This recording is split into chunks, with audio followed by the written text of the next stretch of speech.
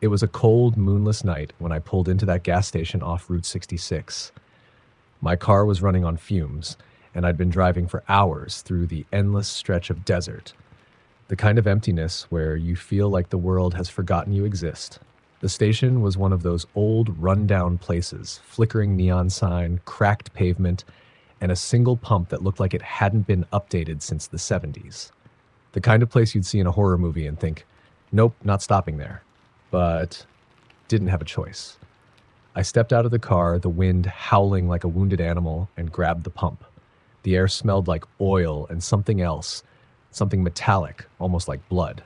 I shook it off. Fatigue does weird things to your senses. As I filled the tank, I noticed the station attendant inside. He was sitting behind the counter, staring straight at me, not moving, not blinking, just staring. I gave a small wave, but he didn't react.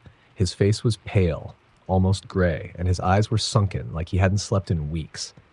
I told myself he was just tired, maybe bored, but something about him made my skin crawl. I finished pumping the gas and headed inside to pay. The bell above the door jingled, but the sound was off, like it was coming from far away. The store was dimly lit, shelves half empty, and the air was thick with the smell of stale cigarettes and something rotting. The attendant didn't say a word as I approached the counter. He just kept staring, his eyes locked on mine. I forced a smile and handed him a 20. "Keep the change," I said, trying to sound cheerful. He didn't respond, just took the money and slid it into the register without breaking eye contact. I cleared my throat and glanced around, desperate for something to break the tension. That's when I noticed the old CRT TV in the corner. It was playing static, but every few seconds a face would flash on the screen, a distorted, screaming face. I blinked, and it was gone. Just static again. Weird TV, I said, laughing nervously. The attendant didn't laugh. He just pointed to the door. Not in a get-out way, but more like he was warning me. I didn't need to be told twice. I turned and walked out, the bell jingling that same distant, hollow sound. As I got into my car, I noticed something in the rearview mirror. A figure standing by the pump I just used. It was a man, but he wasn't right. His limbs were too long, his head tilted at an unnatural angle, and he was staring at me. I froze, my hand hovering over the ignition. When I looked again, he was gone. I told myself it was just my imagination, the stress of the long drive playing tricks on me. But deep down, I knew better. I started the car and pulled onto the highway, my hands gripping the wheel too tight. The gas station disappeared in the rearview mirror, but the feeling of being watched didn't go away. I kept checking the mirrors, half expecting to see that figure again. And then I saw it. A shadow in the back seat. My heart stopped. I whipped around, but there was nothing there. Just an empty seat. I told myself it was just the darkness, the exhaustion. But I couldn't shake the feeling that something was wrong. A few miles down the road, my car started sputtering. The engine light came on and I pulled over to the shoulder. I popped the hood, though I had no idea what I was looking for. That's when I heard it, a faint whisper like someone was right behind me. I spun around, but there was no one there. Just the empty highway stretching into the darkness. The whisper came again, louder this time. It was saying my name. I slammed the hood shut and got back in the car, my hands shaking. The engine wouldn't start. I tried again and again, but it was dead. And then the radio crackled to life, static at voice. It was the attendant from the gas station. "You shouldn't have stopped," he said, his voice flat and cold. "Now you're one of us." I screamed and threw open the door for running into the desert. I didn't care about the car, about the cold, about anything. I just ran. And as I ran, I heard footsteps behind me, heavy, dragging footsteps. I didn't look back. I couldn't. I ran until my legs gave out, collapsing in the dirt. When I finally looked up, I was back at the gas station. The neon sign flickered, and the attendant was standing in the doorway, staring at me. Behind him, I could see the other figure, the one with the two long limbs, and there were more of them, shadows moving in the darkness. I don't know how I got out of there. I remember waking up on the side of the highway, my car parked next to me, the engine running. The gas station was gone, like it had never been there. But I know it was real, because every night since then, I hear the whispers. And sometimes when I look in the mirror, I see them standing behind me, waiting. Story number 2. It was late October when I decided to take a shortcut through the woods to get home. The kind of shortcut everyone warns you about, but you take anyway because you think you're invincible. The road was narrow, barely wide enough for one car, and the trees leaned in like they were trying to swallow me whole. My headlights cut through the darkness, but it felt like the woods were fighting back, swallowing the light before it could reach too far. I told myself it was just my imagination, but deep down, I knew something was wrong. I'd been driving for about 10 minutes when I saw the house. It was set back from the road, barely visible through the trees. An old, crumbling Victorian with a sagging roof and broken windows. The kind of place kids dare each other to go into, but never actually do. I slowed down as I passed it, my eyes drawn to the flickering light in one of the upstairs windows.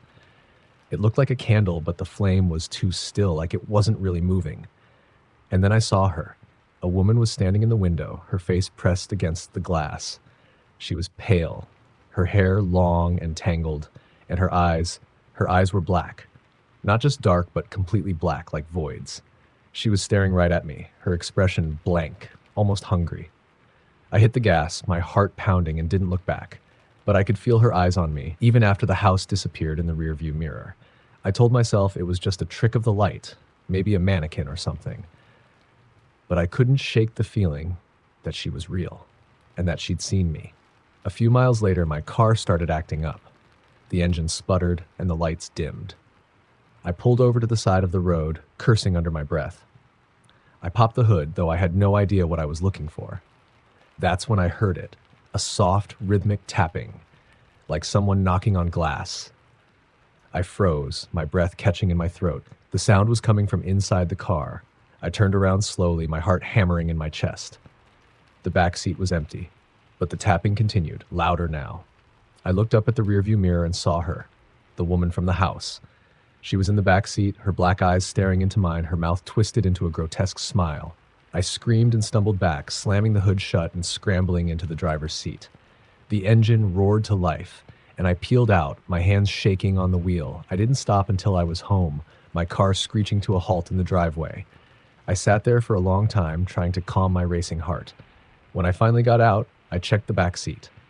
It was empty, but the smell of decay lingered, like something had died in there. That night, I couldn't sleep. Every time I closed my eyes, I saw her face, her black eyes, her twisted smile. I told myself it was just a hallucination, a product of exhaustion and stress, but deep down, I knew better. The next morning, I found the note. It was tucked under my windshield wiper, the paper damp and yellowed. The handwriting was jagged, almost frantic. "You shouldn't have looked," it said. "Now she's yours." I crumpled the note and threw it away, trying to convince myself it was a prank. But the feeling of being watched didn't go away. It followed me everywhere, to work, to the store, even to the shower. And then the dreams started.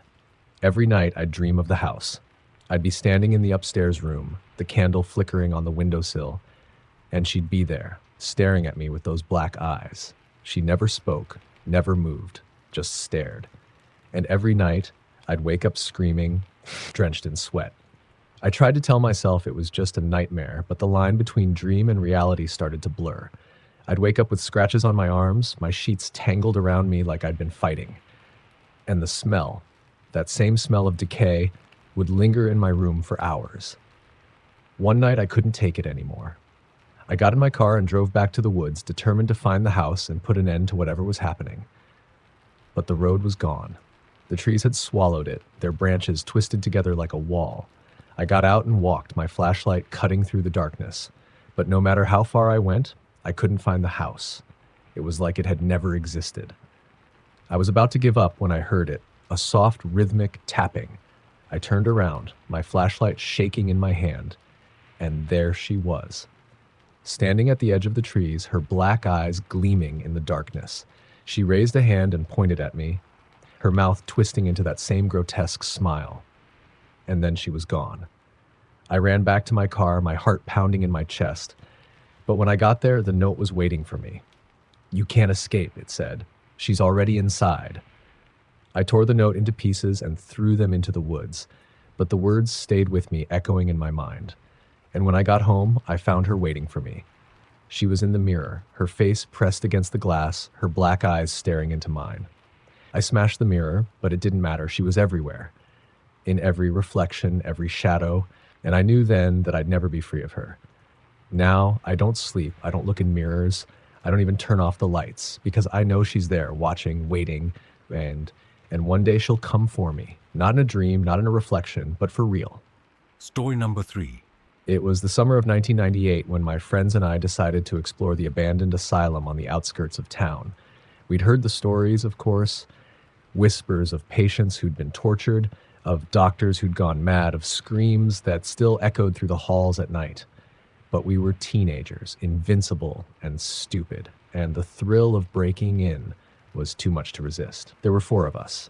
Me, my best friend Jake, his girlfriend Sarah, and her cousin Mark. We waited until midnight, when the moon was high and the streets were empty, and then we made our way to the asylum. It was a massive, crumbling building, its windows boarded up and its walls covered in ivy.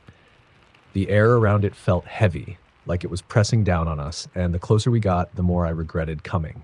But I didn't say anything. I didn't want to be the one who chickened out. We found a broken window around the back and climbed inside, our flashlights cutting through the darkness. The air was thick with dust and the smell of mildew, and the floor creaked with every step. The walls were covered in peeling paint and graffiti, and the ceiling sagged like it was about to collapse. It felt like the building was alive, watching us, waiting for us to make a wrong move. We split up almost immediately. Jake and Sarah went off to explore the East Wing while Mark and I headed west. I didn't like the idea of splitting up, but Jake insisted it would be faster. "We'll meet back here in an hour," he said, his voice echoing through the empty halls. "Don't be late." Mark and I wandered through the halls, our flashlights bouncing off the walls. The place was a maze, with endless corridors and rooms that all looked the same. We found patient records scattered on the floor, the ink faded and the pages brittle. Some of the names had been crossed out, and next to them were notes in red ink. Terminated, lost, gone. I didn't like the sound of that. We were about to turn back when we found the staircase. It was narrow and steep, leading down into the basement. The air was colder down there, and the smell was worse, like rot and something metallic. I didn't want to go down, but Mark was already halfway down the stairs, his flashlight bobbing in the darkness. "Come on," he said, his voice trembling with excitement. "This is where the real stuff happened." The basement was worse than I could have imagined. The walls were lined with rusted metal doors, each one with a small window covered in wire mesh. The floors were stained, and the air was thick with the smell of decay. I could feel it pressing down on me, making it hard to breathe. Mark was already opening one of the doors, his flashlight shining into the darkness. "Look at this," he said, his voice barely above a whisper. I stepped closer, my heart pounding in my chest. The room was small, with a metal bed bolted to the floor and straps hanging from the sides. The walls were covered in scratches like someone had been trying to claw their way out. And then I saw the writing. It was carved into the wall, the letters jagged and uneven. "He's watching." I grabbed Mark's arm and pulled him back. "We need to go," I said, my voice shaking. "Now." But Mark didn't move. He was staring at something behind me, his eyes wide with fear. I turned around slowly, my flashlight trembling in my hand, and then I saw it. A figure was standing at the end of the hall, its face hidden in shadow. It was tall, too tall, and its limbs were twisted and broken. It didn't move, didn't speak, just stood there, watching us. I felt my stomach drop, my breath catching in my throat. And then it started to move. We ran. I don't remember much after that. Just the sound of our footsteps echoing through the halls, the feeling of the walls closing in around us, the smell of decay following us like a shadow. We found the window and climbed out, our hands bleeding from the broken glass. We didn't stop running until we were back at Jake's car, our chests heaving and our hearts pounding.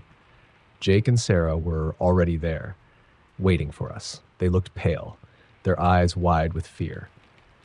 "We need to go," Jake said, his voice trembling. "Now." We didn't talk about what happened that night. Not then, not ever. But the asylum stayed with us like a shadow we couldn't shake. Mark started having nightmares, waking up screaming about the figure in the hall. Sarah refused to go anywhere near the woods, and Jake stopped talking altogether. And me? I started seeing things, shadows moving in the corner of my eye, figures standing in the dark. And sometimes when I looked in the mirror, I saw it, the figure from the asylum, its twisted limbs and hidden face, watching me, waiting. I tried to tell myself it was just my imagination, the stress of that night, playing tricks on me. But deep down, I knew better. Because every night when the house was quiet and the lights were off, I could feel it. The cold air, the smell of decay, and I knew it was still there, watching, waiting. Story number 4. It was the summer I turned 13 when I first heard about the Hollow Man. My older brother, Danny, told me about him one night as we sat around the campfire in our backyard. Danny was 16, and he loved scaring me with stories about local legends and urban myths. But the Hollow Man was different. This one felt real. They say he lives in the woods at the edge of town, Danny said, his voice low and serious. He's tall, like 7 feet, but he's thin, so thin you can see right through him. His skin is pale, almost translucent, and his eyes, they're just black holes. No pupils, no whites, just empty. And he doesn't walk, he floats like a ghost. I laughed it off, trying to act brave. That's stupid, I said. If he's so scary, why hasn't anyone caught him? Danny leaned closer, had the firelight, casting shadows on his face. Because he only comes out at night. And if he sees you, if he chooses you, he'll follow you home. He'll stand outside your window, just staring at you. And once he's chosen you, there's no escape. Sooner or later, he'll come inside. I didn't sleep well that night. Every creak of the house, every rustle of the trees outside my window made my heart race. I told myself it was just a story, something Danny made up to mess with me. But deep down, I couldn't shake the feeling that the Hollow Man was real. A few weeks later, I saw him. It was late, past midnight, and I was lying in bed, staring at the ceiling. I couldn't sleep. The air was too hot, too still, and the silence felt heavy, like it was pressing down on me. I got up to get a glass of water, and that's when I saw him. He was standing at the edge of the woods, just beyond our backyard. Tall and thin, his body almost glowing in the moonlight. His head was tilted to the side like he was curious, and his black eyes were fixed on my window. I froze, my breath catching in my throat. He didn't move, didn't blink, just stood there, watching me. I wanted to scream, to run, but I couldn't. It was like I was rooted to the spot, trapped in his gaze. And then, slowly, he raised one hand and pointed at me. I slammed the curtains shut and dove back into bed, pulling the covers over my head. My heart was pounding so hard I thought it would burst. I told myself it was just my imagination, a trick of the light. But I knew better. The Hollow Man was real, and he'd chosen me. The next morning, I told Danny what I'd seen. He laughed at first, but when he saw how scared I was, his expression changed. "You're serious, aren't you?" he said. I nodded, and he sighed. "Okay. Look, it's probably nothing, but just in case, don't go near the woods. And if you see him again, don't look at him. Just close your eyes and hide." I tried to follow his advice, but it didn't matter. The Hollow Man was everywhere. I'd see him standing at the edge of the woods every night, his black eyes staring into mine. Sometimes he'd be closer, just outside the window, his face pressed against the glass. And every time, he'd point at me, like he was marking me, claiming me. I stopped sleeping. I'd lie in bed with the lights on, staring at the window, waiting for him to appear. My parents thought I was sick, but I couldn't tell them the truth. They'd never believe me. So I suffered in silence, the fear eating away at me. One night, I couldn't take it anymore. I grabbed a flashlight and ran outside, determined to confront him. I didn't care if it was stupid. I just wanted it to be over. I stood at the edge of the woods, my hands shaking, and called out to him. "What do you want from me?" I shouted, my voice breaking. "Why are you doing this?"